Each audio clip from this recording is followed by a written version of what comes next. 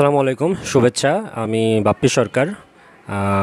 আজকে আমরা বিপস অফিসে এসেছি। বিপসের আসন্ন ইজিএমের দিনই বিপসের নির্বাচন হবে।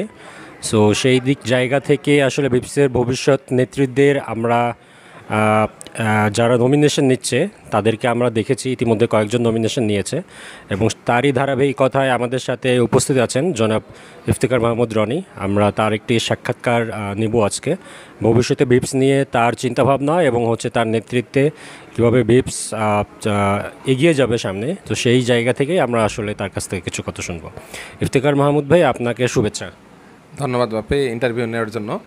আসলে বাংলাদেশের প্রতিবন্ধী মানুষদের সংগঠনগুলির মধ্যে নেটওয়ার্ক না হয়েও একটা অ্যালামনাই হিসেবে কিভাবে সংগঠনটা হচ্ছে বাংলাদেশের সকল দৃষ্টি প্রতিবন্ধী মানুষদের মধ্যে, বিশেষত যারা গ্র্যাজুয়েশন কমপ্লিট করেছে তাদের মধ্যে একটা যোগসূত্র হিসেবে কাজ করছে। এটা একটা খুব আসলে অনুসরণীয় এবং উদাহরণযোগ্য একটা প্রতিষ্ঠান।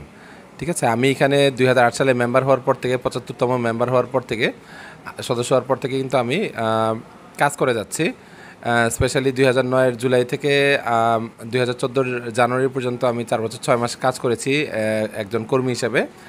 তার বাইরে 2015 থেকে 17 মেয়াদে নির্বাচিত যুগ্ম সম্পাদক ছিলাম, মানে জয়েন্ট সেক্রেটারি পদে ছিলাম। তারপরেও একজন সক্রিয় মানুষ থেকেছি, সবসময় সবাইকে আমি মেম্বার হতে বলি, কারণ আমি মনে করি আসলে যেই সংগঠনই করুক সবার একটা কমন প্ল্যাটফর্ম থাকা উচিত। ঠিক আমরা ইউনিভার্সিটিতে যেই রকম একটা ডিপার্টমেন্টের অধীনে অ্যালামনের আন্ডারে থাকি, তো এইরকম একটা আমব্রেলার অধীনে থাকা উচিত। হ্যাঁ, তাহলে আসলে আমাদের ভয়েস, আমাদের এক্সপিরিয়েন্স, আমাদের অপরচুনিটি সবগুলি একটা শক্তিশালী অবস্থানে তৈরি হয়। সেই জায়গা থেকে আমি আশা করব যে বিপসের যে 4টা বৈশিষ্ট্যের কারণে তৈরি হয়েছে আগের সংস্থাগুলি তাদের জাতীয় অন্য সংস্থার ব্যর্থতার পরিপ্রেক্ষিতে, যেমন ক্লাব হিসেবে, হ্যাঁ, মানুষদের সংগঠন হিসেবে, অ্যালামনা হিসেবে এবং দিনের শেষে একটা বেসরকারি সংগঠন হিসেবে আমাদের যেই 4টা বৈশিষ্ট্যের যে প্রত্যেকটা ক্যারেক্টারিস্টিক অনেক ক্ষেত্রে শুধু পৃথকই নয়, কিছু কিছু ক্ষেত্রে সাংঘর্ষিক হতে পারে, কিন্তু এগুলি বজায় রেখে আমাদের সংগঠনটা যে চলবে সামনে, এটা নিশ্চয়ই আমরা চাইবো। বাপ্পি বলছিল যে নেতৃত্ব আসলে এখানে 15টা পদ আছে, 9টা হচ্ছে অফিস বেয়ারার, 6টা হচ্ছে সাধারণ সদস্য নির্বাহী বোর্ডে। সেইখানে আসলে একটা যৌথ নেতৃত্বের চর্চা অনেক দিন ধরেই আছে। হয়তো কারোর কর্তৃত্ব বেশি, কারোর সুযোগ কম, কিন্তু আমরা মনে করি যে গোষ্ঠীগত স্বার্থের চেয়ে বৃহত্তর কমিউনিটি স্বার্থকে প্রাধান্য দিয়ে এবং অন্য প্রতিষ্ঠানের চেয়ে ভিপসের প্রতিষ্ঠানের স্বার্থকে গুরুত্ব দিয়ে এবং দিনের শেষে বাস্তবতার নিরিখে ভবিষ্যতে যাতে আমরা কাজ করতে পারি, আমাদের দৃষ্টি প্রতিবন্ধী মানুষদের যেই নেতৃত্বের জায়গাটায় ঘাটতি আছে, আমাদের সুযোগ সুবিধার জায়গায় ঘাটতি আছে, আমাদের অধিকারের জায়গায় ঘাটতি আছে, আমাদের শিক্ষা, স্বাস্থ্য, কর্মসংস্থানের জায়গায় যে ঘাটতিগুলি আছে, এগুলি পুষিয়ে আমরা যাতে সামনের দিনে একটা ভালো জায়গায় আসতে পারি। 2 বছরের জন্য নির্বাচিত হওয়ার জন্য আজকে ট্রেজারার পদে আজকে নমিনেশন নিয়েছি এবং জমা দিয়েছি। নির্বাচিত যদি হইও সেটাও মাত্র 2 বছর, এবং এখানে একটা খুব ভালো জিনিস, 4 বছরের পরে কিন্তু কেউ এক পদে আবার নির্বাচিত হতে পারেন না। কিন্তু তাই বলে কিন্তু আমাদের অনেক মেম্বার কিন্তু ইসি মেম্বার হয়েছেন তাও কিন্তু না। হ্যাঁ, আপনারা দেখবেন ওয়েবসাইটে গেলে সকল ইসি মেম্বারদের কিন্তু তালিকাটা আছে, কিন্তু আমরা যেটা চাই সদস্যদেরকে এখনও পর্যন্ত আমরা ভিপস সত্যি অর্থে তেমন সুযোগ সুবিধা দিতে পারি নাই, এবং কমিউনিটিতে মানে যারা আমার সদস্য না কিন্তু দৃষ্টি প্রতিবন্ধী মানুষ, জুনিয়র, সিনিয়র, হ্যাঁ, তাদের প্রত্যেকে আমরা কিন্তু সদস্যর বহির্ভূত আমরা পর্যাপ্ত সেবা, অধিকার এবং তার অবস্থান তৈরি করতে পারে নাই। ভিপসের মাটি একটা শক্ত পায়ের মানে শক্ত ভিতের উপর যেমন দাঁড়ানো প্রতিষ্ঠান হিসেবে, গণতান্ত্রিক, স্বচ্ছ এবং জবাবদিহিতার সংস্কৃতি তৈরি করাও একটা চ্যালেঞ্জিং বিষয়। আমরা যেমন ভিপসে আমি কাজ করছি, আমি জানি এটা একটা কঠিন জিনিস, কিন্তু সেই কঠিন জিনিসটাকে বাস্তবায়ন করতে হলে আসলে আমরা আমাদের দৃষ্টি প্রতিবন্ধী মানুষ যারা আমাদের সদস্য তাদের যেমন প্রত্যাশা চাইব, তাদের কাছে আমার সহযোগিতার আহ্বান থাকবে, তেমনি আমার কাছে তাদের কাছে আহ্বান থাকবে যারা মেম্বার হন নাই, হ্যাঁ, তারা যাতে অবিলম্বে মেম্বার হন, এবং যারা মেম্বার হতে আমরা আসবো সেই জায়গায় সদস্যদের উদ্দেশ্যে। আমি কয়েকটা প্রশ্ন স্পেসিফিক করতে চাই। সেটা যে আপনি বললেন যে 2008 সালে আপনি ভিপসে যুক্ত হয়েছেন সদস্য পদে, এবং যে আপনি সেখানে চাকরিও করেছেন।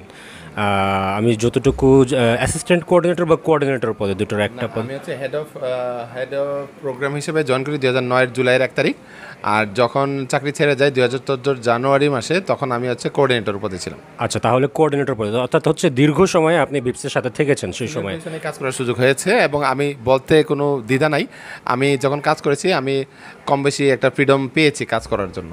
আচ্ছা আচ্ছা, ঠিক আছে। তো সেই ক্ষেত্রে আপনি ভিপসে ছিলেন 2008 থেকে একদম কাছাকাছি ভিপসকে দেখার সুযোগ পেয়েছেন, এবং হচ্ছে যে আপনি 15 সালে আপনি জয়েন্ট সেক্রেটারি হিসেবে দায়িত্ব পালন করেছেন বেশ কিছুদিন। তো সেই ক্ষেত্রে আমি যদি আপনাকে প্রশ্ন করি যে 2008-9 সালের ভিপস আর বর্তমানে 2025 সালের ভিপস, এই দুই সংগঠন, একই সংগঠন, এই যে একটা ফারাক, এই ফারাকের মধ্যে আপনি কি কি পার্থক্য দেখেন? যে সেই সময়ে আমি যতটুকু জানি যে সেই সময় ভিপসের একটা সাংগঠনিক একটা রমরমা পরিবেশ ছিল, মানুষ, সাধারণ সদস্যরা অনেক বেশি আসতো, ভিপসের সময় কাটাতো, তাদের একটা পুনর্মিলন হতো, প্রায় প্রায় প্রায় দিনই হতো, অনেক মানুষ আসতো, আর তাদের বিভিন্ন ধরনের ব্যক্তিগত হোক, সামাজিক হোক বা প্রাতিষ্ঠানিক বিভিন্ন সমস্যা নিয়ে তারা শেয়ার করতো এবং সেটা সমাধান করার চেষ্টা করতো। কিন্তু এখন নাকি শোনা যাচ্ছে যে 2025 সালে এসে ভিপসে অনেক সদস্যরাই ভিপসে আসেন না, একটু ভিপস বিমুখ হয়ে যাচ্ছে বা হয়ে গেছে। এইটা সম্পর্কে আপনি মানে আপনার মূল্যায়নটা কি? এটার ফারাকটা যদি থাকে তাহলে কেন? আচ্ছা, সময়ের পরিপ্রেক্ষিতে তো ফারাক হবেই। হ্যাঁ, একটা জিনিস হচ্ছে তখন আসলে ভিপসের একটা গ্রহণযোগ্যতা ছিল, এইভাবে আসলে তখন আলাদা প্রজেক্ট নিয়ে আসলে দৃষ্টি প্রতিবন্ধী মানুষদের নিয়ে যারা কাজ করে প্রত্যেকটা সংগঠনের মধ্যে কাজের একটা সিমিলারিটি থাকে, কিন্তু ওইটা থেকে ইউনিক যেটা ছিল যে আমাদের এখানে আসলে কেউ বাইরে বইসা থাকতো না, সবার সাথে এসে কথা বলতাম, আমি হোক মুশারফ স্যার হোক, আমি মুশারফ স্যার আমরা সহ অনেকে লোক ডেকে নিয়ে আসতাম, মানে সবার একটা মিলন মেলার জায়গা ছিল। এবং তখনের আইটি সবাই এত অভিজ্ঞ ছিল না, যে কারণে আইটি প্রবলেমগুলি সলভ করার জন্য, চাকরির অ্যাপ্লিকেশন ফর্ম ফিল আপ করার জন্য, এমনকি আমাদের ভিপসে লোকজন এসে তাদের কম্পিউটার পর্যন্ত ঠিক করে নিয়ে যেত, ঠিক আছে। এমনকি মেইন স্ট্রিম কম্পিউটার ঠিক করার জন্য আমরা কাছে একটা দোকানের সাথে ঠিক করে রাখছিলাম, কম্পিউটার নিয়ে আসলাম, আমরা ওই দোকান থেকেও ঠিক করে দিতাম। তো এই ধরনের বিভিন্ন ফেসিলিটিস, এখন তো আসলে প্রযুক্তির ইউটিউব ফেসবুক আসছে, তখন এত ছিল না। এখন সবার ঘরে ঘরে ইন্টারনেট আছে, তখন ছিল না। এখন সবার হাতে হাতে স্মার্টফোন থেকে শুরু করে মোবাইল, ল্যাপটপ চলে আসছে, তখন ছিল না। তো এঙ্গেজমেন্ট লেভেলটা কমে গেছে, কিন্তু একটা জিনিস আছে যে কমিটির লোকজনেরও আন্তরিকভাবে তাদের এঙ্গেজ করার একটা বিষয় দরকার, যেটা আগে ছিল, এখন এটা নাই। আমার আহ্বান থাকবে এটা যাতে করা হয়, কারণ আমরা মনে করি বাংলাদেশে এই দৃষ্টি প্রতিবন্ধী মানুষদের জায়গাটা অনেক চ্যালেঞ্জিং হয়ে উঠতেছে, জব মার্কেট বলেন, এডুকেশনের ক্ষেত্রে বলেন, কম্পিটিটিভ প্লেসে বলেন, সেই জায়গায় আসলে ভিপসের একটা সত্যিকার অর্থে রোল প্লের সুযোগ রয়েছে। আচ্ছা, আর একটা বিষয়ে আমি আপনার কাছে জানতে চাই, সেটা হচ্ছে যে বিভিন্ন জায়গা থেকে শুনতে পেয়েছি যে যে বেশ কয়েকজন যারা এক্সিস্টিং মেম্বার রয়েছে ইসিতে, অনেকেই বলে যে শুধুমাত্র প্রেসিডেন্ট, সেক্রেটারি এবং treasurer, those three positions are more vital, মানে সবচেয়ে গুরুত্বপূর্ণ পজিশন, এবং এই তিনজন ব্যক্তি যা বলে ভিপসে তাই হয় এবং সেভাবেই চলে। অন্যরা আসলে কথা বলার খুব একটা সুযোগ পায় না, এবং কথা বললেও তাদেরকে দমিয়ে দেওয়া হয় বা থামিয়ে দেওয়া হয়। এইটা সম্পর্কে আপনার মতামত কি? আর ভবিষ্যতে যদি আপনি ইসিতে আসতে পারেন, এই জায়গায় যে অন্য সদস্যরাও যেন কথা বলতে পারে, তাদের কথাগুলোও যেন মূল্যায়ন করা হয়, সেই ক্ষেত্রে আপনারা কি জোরালোভাবে কাজ করতে পারবেন কিনা, শক্তভাবে আপনারা কাজ করতে পারবেন কিনা বা ইচ্ছা আছে কিনা? না, একটা দেখেন, একটা বিষয় কিন্তু একাধিক ব্যক্তির হচ্ছে পক্ষে বিপক্ষে মত থাকে। অনেক সময় হয় যে বিপরীত দুইটা মতই যৌক্তিক, হ্যাঁ, কিন্তু দূরদর্শী সিদ্ধান্ত নেওয়ার ক্ষমতা কিন্তু সবার সবসময় থাকে না, এটা কিন্তু মানতে হবে। অভিমত দেওয়া আর দূরদর্শী সিদ্ধান্ত দেওয়া দুইটা কিন্তু এক না। না, আমার প্রশ্নটা ছিল হচ্ছে যে কথা বলার জায়গাটা বলছি। আমি আমি কিন্তু কমিটিতে মানে সিনিয়র স্টাফ হওয়ার কারণে আমি 2009 সাল থেকে 2014 সালের জানুয়ারি পর্যন্ত আমি সবসময় ইসি মিটিংয়ে ছিলাম, থাকার সুযোগ পেয়েছি, আমি দেখেছি। অন্তত কথা বলার সুযোগ ছিল, শোনা না শোনা অন্য বিষয়, কিন্তু আবারও বলছি আমি, হ্যাঁ, আমি যখন 15 সালে আমি কমিটিতে আসছি, আমি দেখছি যে সেই কথা বলার সুযোগটাও সংকুচিত হয়ে গেছিলো, যে কারণে আমি পরে ইনঅ্যাক্টিভ হয়ে গেছিলাম এবং পরে তার নির্বাচনে দাঁড়াই নাই বা আসি নাই, ঠিক আছে। আসলে 10 জনকে নিয়ে চলার জন্য সেক্রেটারি, প্রেসিডেন্ট, ট্রেজারার এই তিনজনের একটা গুরুত্বপূর্ণ রোল থাকে, ঠিক আছে, কিন্তু তারাই যে সব সিদ্ধান্ত নেয় এরকম কিন্তু না। কারণ আমরা দেখছি যে দৃষ্টি প্রতিবন্ধী মানুষ বলেন, অন্যান্য মানুষ বলেন, এটা একটু আমাদের মধ্যে বেশি যে আমরা কোরামবাজি করি, মানে বাপ্পি ভাই কী বলছে এটা দেখে আমরা জাজ করি, আমি ইফতেখার হ্যাঁ বলবো কিনা, হ্যাঁ আমি না বলবো কিনা, কিন্তু আমার নিজস্ব মত এবং ভিন্নতা এবং যুক্তিতর্কের পরে যদি আমার মতামত সিদ্ধান্ত পরিবর্তনের প্রয়োজনে সেটা করা, এটা কিন্তু ভিন্ন হিসাবে, এটা আমরা অনেক সময় করি না। না করার ফলে কী হয়, যে অমত তৈরি হয়, দ্বিমত তৈরি হয়, ভিন্ন মত তৈরি হয় এবং সেখান থেকে মতান্তর ঘটে এবং সেটা মন কালাকালি পর্যন্ত গিয়ে পৌঁছে। কিন্তু এইখানে আসলে পর্যাপ্ত একজন সিনিয়র মানুষের আসলে একাধিক কেন লাগে, এই জায়গাটাতে সিনিয়র মানুষ লাগে হচ্ছে সেই যে মতদ্বৈততা ভিন্নতা, সেইখানে হচ্ছে একটা মানে সামঞ্জস্য করার বিষয়। কারণ আমরা সবাই রাজা হইলে তো হবে না, কাউকে না কাউকে তো একটা দায়িত্ব নিতে হয় কাঁধে। হ্যাঁ, এটা একটা জিনিস। আর আপনি যদি মনে করেন যে আপনার প্রেসিডেন্ট আপনার কথা ছাড়া হবে না, আপনি যাই বলবেন তাই হবে, তাহলে কিন্তু কারোর কিছু করে না। তবে আপনার সেক্রেটারি আপনি যা বলবেন তাই হবে, এছাড়া কারোরটা শুনবেন না, তা ঠিক না। আমি দেখছি যে চুন্নু ভাই এসি মেম্বার ছিলেন প্রেসিডেন্ট হওয়ার পরে। আমি দেখছি যে জাহাঙ্গীর ভাই এসি মেম্বার ছিলেন জেনারেল সেক্রেটারি হওয়ার পরে। আমি দেখছি যে দিলীপ দা প্রেসিডেন্ট হওয়ার পরে হচ্ছে ছিলেন, হ্যাঁ, ভাইস প্রেসিডেন্ট হওয়ার পরে ইসি মেম্বার ছিলেন। অর্থাৎ কে কোন জায়গায় এটা ইস্যু না। ইস্যু হচ্ছে আমরা যেই বিষয়ে মতামত দিচ্ছি তা কি যৌক্তিক কিনা, আমার কমিউনিটির স্বার্থ এবং হচ্ছে প্রতিষ্ঠানের স্বার্থ দেখছে কিনা। Position doesn't matter. আচ্ছা, ঠিক আছে। এখন হচ্ছে যে আমি যেটা বলতে চাই সেটা হচ্ছে যে ভবিষ্যতের নেতৃত্ব বা হচ্ছে বিপসে ধরেন হচ্ছে যে যাদের নাম বললেন তারা মোটামুটি স্ট্যাবলিশড আমাদের প্রতিবন্ধী ব্যক্তিদের সমাজে। সেই দিক থেকে এস্টাবলিশমেন্টের বাইরে গিয়ে ভবিষ্যতে ভিপসের নেতৃত্ব গঠনে বা নেতৃত্ব তৈরিতে নতুন মুখ আমরা কি দেখতে পাবো কিনা, বা তরুণদেরকে কি আপনারা সুযোগ দেবেন কিনা, বা তরুণদেরকে আপনারা তৈরি করবেন কিনা ভবিষ্যতে ভিপসের নেতৃত্ব ভার গ্রহণে? কারণ অনেকেই বলছে যে আমাদের বর্তমান যিনি সভাপতি আছে তিনি শারীরিকভাবে অসুস্থ থাকা সত্ত্বেও তিনি চেয়েও সেই পদ থেকে অব্যাহতি নিতে পারছেন না, শুধুমাত্র যোগ্য প্রার্থী না পাওয়ার কারণে বা নেতৃত্বে না পাওয়ার কারণে। তো এই জায়গাটাতে ভবিষ্যতে আপনারা কি বর্তমান যারা কমিটিতে চাচ্ছেন বা আসতে যাচ্ছেন তাদের কি এমন কোনো পরিকল্পনা আছে কিনা, বা ব্যক্তিগতভাবে আপনার এমন কোনো পরিকল্পনা আছে কিনা যে ভবিষ্যতের নেতৃত্ব আপনারা তৈরি করবেন বা এইরকম সুযোগটা আপনারা মানে তৈরি করবেন? ভিপস কিন্তু ভবিষ্যতের নেতৃত্ব বরাবরই তৈরি করছে, ঠিক আছে। আপনি যদি দেখেন একটা সংগঠনে এখন পর্যন্ত অ্যাডভোকেট মুশাররফ হোসেন মজুমদার, নাজমান এবং মুশাররফ হোসেন ভুইয়া, আইএসএম আশিকুর রহমান, অমিত, জাহাঙ্গীর আলম, এই 5 জন কিন্তু জেনারেল সেক্রেটারি হয়েছেন। এবং এবার আমরা দেখছি এখন পর্যন্ত 2 জন তুলছেন, তাইলে মানে এর বাইরে একজন হতে যাচ্ছেন, মানে 6 জন হবেন সামনে, ঠিক আছে।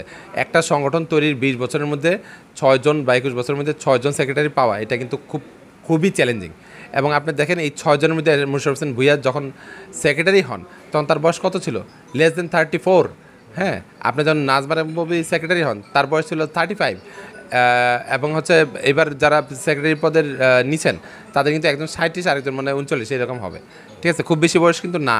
হ্যাঁ, তার মানে আমরা কিন্তু ইয়ং লিডারশিপ দেখছি, আর রাদার হচ্ছে 60s 50s এর চেয়ে। তার মানে এটা বুঝতে হবে আমাদের ওই কালচার বা ওই অভ্যাস আছে, আপনি যদি যোগ্য হন অথবা যারা সিনিয়র তাদের মতো আপনি যোগ্য হন। কিন্তু আপনি সিনিয়রদের আস্থায় যাওয়া মানে এই না যে আপনি হচ্ছে তাদের সেবাদাস হবেন। হ্যাঁ, এটা একটা। আরেকটা হচ্ছে ভিপস কিন্তু তৈরি হয়েছে ভলেন্টারি কাজের জন্য। আপনি আসবেন, আসার খরচ প্রত্যাশায় আপনি ফোনে কথা বলবেন, এটাও খরচ প্রত্যাশা করবেন, এটা সম্ভব না, ঠিক আছে। এবং এই ক্যারেক্টারিস্টিক্স আমি অন্ততপক্ষে বদলানোর সুযোগ দিব না, ঠিক আছে।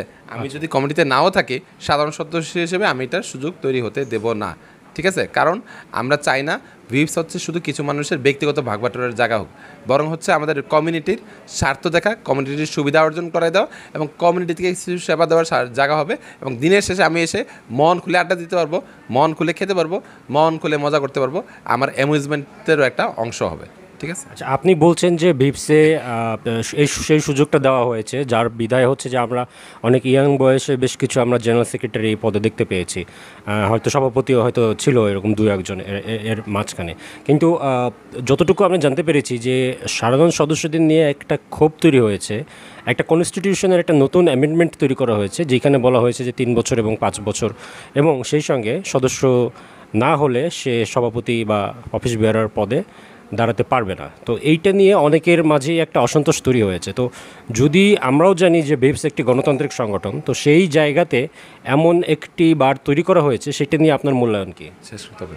আচ্ছা, এটা হচ্ছে যে এটা অবশ্যই অন্যায় হয়েছে। আমি শুরুর থেকে 2023-এ যখন এটা পাস হয় এজিএমে, আমাকে এটা আগে কেউ জানায় নাই, যে কারণে জনমত আমি গঠন করতে পারি নাই। এটা হঠাৎ করে এবং দুপুরে লাঞ্চের পরে এটা করা হয়েছে, যেখানে আমাদের মোর দেন 50% মেম্বার চলে গেছিলো। তো আমি চাই আসলে এখানে কাজটা এমনভাবে হবে যে এটা নিশ্চয়ই বাতিল হওয়া দরকার, একটা বার থাকতে পারে, অন্তত 1 বছর তার মেম্বারশিপ থাকা উচিত। আর এখানে কিন্তু অনেক উদাহরণ আছে, হ্যাঁ, আমাদের হারুন ভাই, মিরাজ ভাই, এরা কিন্তু প্রথম 4বার হারুন ভাই তো 4বার ইলেকশন করে নির্বাচিত হতে পারে নাই, মিরাজ ভাই 4বার করার পরে নির্বাচিত হয়েছেন। অথবা আপনি দাঁড়াইলেই নির্বাচিত হয়ে যাবেন এমন কোনো কথা নাই। এটা সদস্যদের উপরে ছেড়ে দেওয়া উচিত। আপনি সিলেকশনের জন্য বার তৈরি করেন, হ্যাঁ, তাহলে এটা এক্সক্লুশন পলিসির মধ্যে পড়ে। আমাদের ভিপস হচ্ছে এমনিই গ্রাজুয়েট ছাড়া এখানে কেউ মেম্বার হতে পারবে না, কিছু কোয়ালিটেটিভ এক্সক্লুশন পলিসি আছে, কিন্তু এটার মধ্যে দিয়ে আসলে এটা করা উচিত না। আরেকটা লাস্ট বিষয়ে আপনার কাছে বলতে চাই, আমাদের এই ভিডিও বার্তার মাধ্যমে যদি আপনি আমাদের সাধারণ সদস্য যারা রয়েছে তাদের উদ্দেশ্যে যদি কোনো বার্তা রাখতে চান বা কোনো কিছু যদি বলতে চান। আমি আসলে সাধারণ সদস্যদেরকে বার্তা দিচ্ছি যে যারা সামনে সদস্য আছেন তারা যাতে আসেন এজিএমে। এজিএম ছাড়াও আপনারা অফিসে আসবেন, কথা বলবেন, ফোন দিবেন, হোয়াটসঅ্যাপ গ্রুপ আছে এটাতে অ্যাক্টিভ হবেন, ইমেইলের নাম্বার আছে ইমেইল করবেন, হ্যাঁ। এই যে এসি মেম্বাররা তারা যাতে বিভিন্ন বিষয়ের উত্তর দেয় এটা নিশ্চিত করবেন, ঠিক আছে। এবং তার পাশাপাশি যারা সদস্য নেয় তারা যাতে সদস্য হয়, এবং সদস্যদের এবং আমাদের ডিস্ট্রিবিউটর মানুষ কমিউনিটির সেবা এবং অধিকার আদায়ের যাতে প্রত্যেকটা মাইলফলক অর্জন করতে পারে, প্রত্যেক বছর এই জবাবদিহিটা চাইতে হবে। কী প্ল্যান করলাম, কী হইলো, কী দাবি করলাম আর কী হইলো, এই জবাবদিহিটা নিতেই হবে এবং নিতেই হবে। কারণ আমরা তো চাইলেই সব কিছু পাবো না, আবার আমরা চেষ্টা করলেই সব কিছু সফল হবো না, কিন্তু চেষ্টা করেছে কিনা, চেষ্টাটা আন্তরিক কিনা এটা দেখাটা জরুরি। অর্থনৈতিক স্বচ্ছতাটা জরুরি এবং নেতৃত্বের অংশগ্রহণের মানে পার্টিসিপেটরি লিডারশিপটা জরুরি, যেটা হচ্ছে আমরা মনে করি এখানে যৌথ লিডারশিপটা হয়। এই জয়েন্ট লিডারশিপটা ভিপসের একটা বিউটি, নিশ্চয়ই ভবিষ্যতে এটা বজায় থাকবে, আরও উত্তর আরও সুন্দর হবে এটা প্রত্যাশা করি। অনেক ধন্যবাদ ইফতেখার ভাইকে। আজকে আমরা নমিনেশন এখানে আসন্ন নির্বাচনে যেই ভিপসের সচিবালয় রয়েছে সেখানে আমরা এসেছি নমিনেশনে, এবং সেই ক্ষেত্রে আমাদের ইফতেখার মাহমুদ ভাই, রনি ভাই ছোট্ট সাক্ষাৎকার দিলেন। ইফতেখার ভাই, আপনাকে আমাদের সদস্যদের জন্য কিছু কথা বলার জন্য অনেক ধন্যবাদ। হ্যাঁ, আপনাকেও ধন্যবাদ।